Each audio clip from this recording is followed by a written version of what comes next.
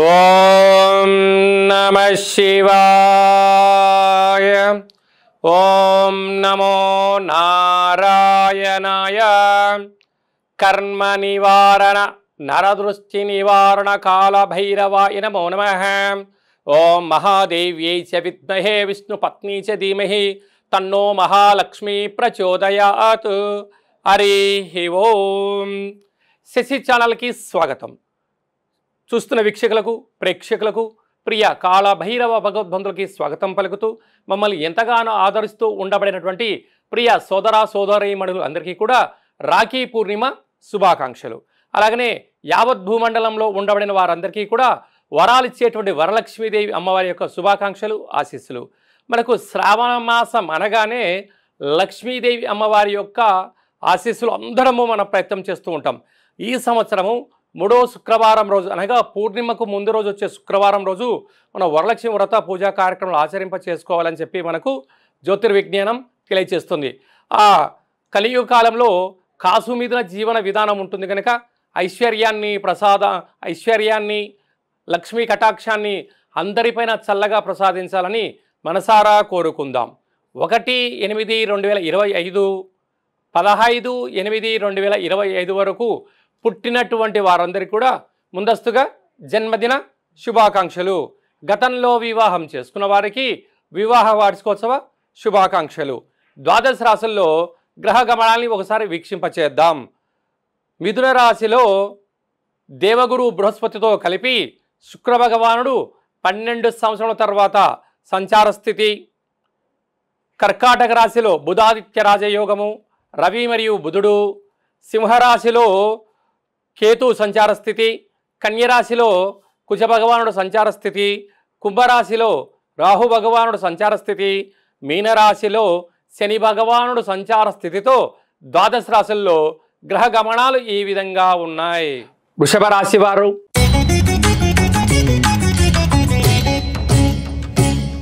రాశి వారు వరలక్ష్మి పండగ సందర్భంగా ఎలాంటి విధి విధానం పాటించాలి, అమ్మవారి యొక్క ఆశీస్సులు ఎలా పొందాలో ఈ వీడియోలో సవివరంగా సంపూర్ణంగా తెలుసుకుందాం. వృషభ రాశిలో ఏ నక్షత్రాలు వస్తాయి అనగా కృతికా నక్షత్రంలోని 2, 3, 4 పాదాలు, రోహిణి నక్షత్రంలోని 4 పాదాలు, మృగశిర నక్షత్రంలోని 1, 2 పాదములు కలిపితే వృషభ రాశి. రాశాధిపతి శుక్ర భగవానుడు. వీరికి గ్రహయోగం చాలా అద్భుతంగా ఉంది. 2వ స్థానంలో రాశాధిపతి 12 సంవత్సరాల తర్వాత దేవగురు బృహస్పతితో సంచారం చేయడం వలన ధనకనక వస్తు వాహనాలకు, స్థిరాస్తులకు, చరాస్తులకు, బంగారు ఆభరణాలకు, విందులకు, వినోదాలకు కొదవ లేదు అని చెప్పి చెప్పుకోవచ్చు అని చెప్పి గమనించగలగాలి. ఇంకా మన పెద్దవారు చెప్తుంటారు, దీపం ఉండంగానే ఇల్లు చక్క పెట్టుకోవాలి అని చెప్తూ ఉంటారు. కనుక ఇలాంటి కాల సమయంలో సమయాన్ని, ధనాన్ని ఎవరైతే జాగ్రత్తగా భద్రపరుచుకుంటారో షేర్లు, మార్కెటింగ్ వ్యవహారాల్లో విపరీతమైన రాజయోగం ఉందని చెప్పి గమనించాలి. తృతీయంలో బుధాదిత్య రాజయోగం.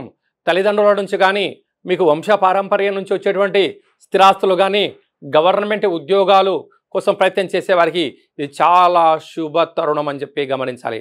అర్ధాష్టమకేతు. కొన్ని విషయాల్లో ఈ పని చేయొచ్చా, చేయకూడదా, చేస్తే ఏమవుతుంది, చేయకపోతే ఏమవుతుంది అనేటువంటి మానసిక సంఘర్షణలో ఉంటారు. మీ మనస్సు ఏది చెప్తే దాన్ని చేయండి, విజయం మీ సొంతం అవుతుంది. అదే కాకుండా సంతాన స్థానంలో కుజభగవానుడు సంచారం చేయడం వలన విశేషంగా నూతనంగా వివాహమైన వారికి పుత్రిక సంతాన యుగము, అలాగా పిల్లలు, చదువులు, అభివృద్ధి, విదేశాలకు పెట్టుబడులు, ఆకర్షణ, క్రయ విక్రయాలు యోగదాయకం అని చెప్పి గమనించాలి. కాకపోతే వృత్తులలో, ఉద్యోగాల్లో, వ్యాపారంలో అనేక మంది శత్రువులు పొంచి ఉన్నారు. తస్మాత్ జాగ్రత్త. ఏకాదశ స్థానంలో శని భగవానుడు జలరాశిలో సంచారం చేయడం వలన దయచేసి అప్పులు ఇవ్వద్దు, అప్పులు తెచ్చుకోవద్దు. కనుక ఈ వరలక్ష్మి వ్రతము సందర్భంగా వృషభ రాశి వారు తెలుపు వస్త్రాన్ని అమ్మవారికి అలంకారం చేయడము, దద్దోజనాన్ని నైవేద్యంగా ఏర్పాటు చేయడము, భక్తులకు పంచామృతాన్ని తీర్థంగా పెట్టగలిగినట్లయితే గ్రహయోగం కలిగి ఐశ్వర్యం, ఆనందం వృషభ రాశి వారి సొంతం అవుతుందని చెప్పి గమనించాలి. మనకు శ్రావణ మాసంలో ముఖ్యమైనటువంటి పండుగల గురించి, విధి విధానం గురించి క్లుప్తంగా, సవివరంగా, సంపూర్ణంగా తెలుసుకుందాం. 1వ తారీఖు 8వ నెల 2025 శ్రావణ మాస శుద్ధ అష్టమి. మనకు అష్ట కష్టాలు పోగొట్టడం కోసం, ఐశ్వర్యాల స్వాగతం కోసము మహాలక్ష్మీదేవితో పాటి ఐశ్వర్య కుబేర కాళభైరవ స్వామి స్మరణ కుష్మాండ దీపాన్ని ఇంట్లో పెట్టడం వల్ల విపరీతమైన రాజయోగం కలుగుతుందని చెప్పి గుర్తుపెట్టుకోగలగాలి. అలాగనే మనకు 8వ తారీఖున చతుర్థి, శ్రావణ 2వ శుక్రవారాన్ని ఇప్పుడు మనము శ్రావణ శుక్రవారం అంటూ ఉంటాం. ఈ సంవత్సరం 3వ శుక్రవారం అవుతుంది కనుక ఈ భూమండలం అంతా కూడా లక్ష్మీదేవి అమ్మవారిని వరలక్ష్మి పూజ చేసుకోవడం, లక్ష్మీదేవి అమ్మవారిని అందరినీ వైకుంఠం నుంచి స్వాగతం పలికే పూజా మహోత్సవ కార్యక్రమంలో పాల్గొందాం. అందరికీ ఐశ్వర్యాన్ని ఆనందాన్ని ప్రసాదించాలని మనసారా లక్ష్మీదేవి అమ్మవారిని కోరుకుందాం. అలాగనే 9వ తారీఖున మనకు శ్రావణమాస పూర్ణిమ అనగా మనకు శ్రావణమాస పూర్ణిమ రాగానే మనకు శ్రవణ నక్షత్రాలు అవ్వడం వలన రాఖీ పూర్ణిమ అంటారు. అంటే సోదరులకు, అన్నదమ్ముళ్లకు, అక్కా చెల్లెలకు కట్టేటువంటి రక్షాబంధన శుభముహూర్త కార్యక్రమంలో అంటే మనము 84,000 జీవరాశులలో అత్యుత్తమైనటువంటిది మానవ జన్మ. ఈ మానవ యొక్క జన్మలో ఈ యొక్క తల్లి తండ్రి గర్భంలో మనము జన్మించినటువంటి వారమే మనము సోదర సమానంగా భావిస్తూ ఉంటాం.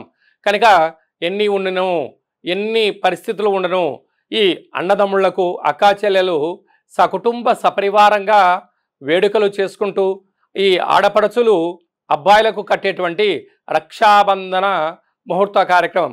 కనుక అందరము మనము హైందవ హిందూ ధర్మశాస్త్ర కార్యక్రమాల్లో పాల్గొందాం, మన ధర్మాన్ని కాపాడుకుందాం. వసుదైవిక కుటుంబం అని ఎలా చెప్పుకుంటూ ఉంటామో మనం అందరము కూడా కుటుంబంలో అందరూ కలిసి ఉండాలని, మనకు ఈ సనాతన ధర్మాలు, మన పండగలు కేవలం మన హిందూ ధర్మంలోనే ఉంటాయని చెప్పి కూడా గమనించాలి. అదే కాకుండా మనకు యజ్ఞోపవీతము అనగా జంధ్యము అంటే బ్రాహ్మణ, వైశ్య, క్షత్రియ, విశ్వకర్మ, పద్మశాలిల ఈ 5 వర్ణాల వారికి యజ్ఞోపవీతం ఉంటుంది. వీరు తప్పకుండా ఆ రోజు జంధ్యాల పండగ అంటారు, యజ్ఞోపవీతాన్ని మార్చుకోగలగాలి. కనుక మనకు వేదం ఏమి చెప్తుందయ్యా అంటే తల్లిని మించిన దైవము లేదు, గాయత్రి మంత్రాన్ని మించిన మంత్రము లేదు అని చెప్తూ ఉంటారు. అందుకే ఆ గాయత్రిని యజ్ఞోపవీతాన్ని మార్చుకొని సూర్య నమస్కారం చేసుకొని కనీసం ఒక 27 సార్లైనా, ఇంకొంచెం సమయం వెసలుబాటు ఉంది, 108 సార్లైనా గావిత్రి, సావిత్రి, మహాసరస్వతి, త్రిసంధ్య స్వరూపిణి, మహాశక్తి స్వరూపిణి దేవి నమో నమః అంటూ ఓం భూర్భువత్స్వః తత్సవితుర్వరేణ్యం భర్గో దేవస్య ధీమహి ధియో యో నః ప్రచోదయాత్ అనేటువంటి అమ్మవారిని స్మరణ చేయడం వలన ఆ గాయత్రీదేవి అమ్మవారి యొక్క కృప కటాక్ష వీక్షణలు కలిగి బ్రాహ్మణులకు శ్రీ గాయత్రీదేవి యొక్క ఆశీస్సులు, వైశ్యులకు కన్యకా పరమేశ్వరి దేవి అమ్మవారి యొక్క ఆశీస్సులు, క్షత్రియులకు కాళికామాత ఆశీస్సులు, విశ్వకర్మలకు శ్రీ పోతులూరి వీరబ్రహ్మస్వామి గారి యొక్క ఆశీస్సులు, ఆ పద్మశాలిలకు శ్రీ భద్రావతి సమేత భక్త మార్కండేయ స్వామి ఆశీస్సులు పుష్కలంగా ఉంటూ వారు చేస్తున్న వృత్తులలో, ఉద్యోగాల్లో, వ్యాపారంలో అనంతమైన విజయం కలుగుతుంది అని చెప్పి కూడా గమనించాలి. కనుక మన భారతదేశ సనాతన సాంప్రదాయాలు మనకి ఎంత గొప్పగా మనకు నేర్పించాయో చూడండి. అందుకే మనము తల్లిదండ్రులను గౌరవించడం, సోదరీమణులను మనము కలుసుకోవడము ఈ శ్రావణ మాసంలో ముఖ్యమైన పండుగలుగా గమనించగలగాలి. అలాగనే మీ వ్యక్తిగతమైన జాతకం తెలుసుకోవాలనుకుంటున్నారా? మీ యొక్క పేరు, మీరు పుట్టినటువంటి తేదీ, నెల, సంవత్సరం, పుట్టిన సమయం రాసి ఈ కింద మనకు వాట్సాప్ చేయగలిగినట్లయితే మీరు పుట్టినప్పుడు గ్రహ గమనాలు ఎలా ఉన్నాయి, ప్రస్తుతం ఎలా ఉంటున్నాయి, రాబోయే కాలం ఎలా ఉంటున్నాయో సవివరంగా సంపూర్ణంగా జాతకం రాసి పంపించడం జరుగుతుంది అని చెప్పి కూడా గమనించగలగాలి. అలాగనే చాలామందికి డేట్ ఆఫ్ బర్త్లు లేనటువంటి వారికి పేరు యొక్క మొదటి అక్షరాన్ని అనుసరిస్తూ రాశిని తెలియచేయడం జరుగుతుంది. వీరికి గవల ద్వారా అనగా రమణ శాస్త్రం ద్వారా భూత, భవిష్యత్, వర్తమానాన్ని తెలియజేయడం జరుగుతుందని చెప్పి కూడా గమనించగలగాలి. అందరికీ శుభం, జయం, లాభం కలగాలని కోరుకుంటూ మహాలక్ష్మీదేవి యొక్క ఆశీస్సులు అందరిపైన ఉండాలని కోరుకుంటూ చిన్న ఆశీర్వచనం. శతమానం భవతి శతాయు పురుష సతేంద్రియ ఆయుష్యేవేంద్రియే ప్రతిష్టతి ధనం ధాన్యం బహుపుత్రలాభం శత సంవత్సరం దీర్ఘమాయు సర్వే జనా సుఖినో భవంతు లోకా సమస్తా సుఖినో భవంతు సర్వం శ్రీ మహాలక్ష్మీ దేవతార్పణమస్తు. హరి ఓం. ఈ వీడియో మీకు నచ్చినట్టయితే లైక్ చేయండి, షేర్ చేయండి, మా శశి ఛానల్ని సబ్స్క్రైబ్ చేసుకోండి. ఆధ్యాత్మిక భక్తి సమాచారాన్ని భగవద్బంధులకు, మిత్రులకు, స్నేహితులకు చేరవేయండి.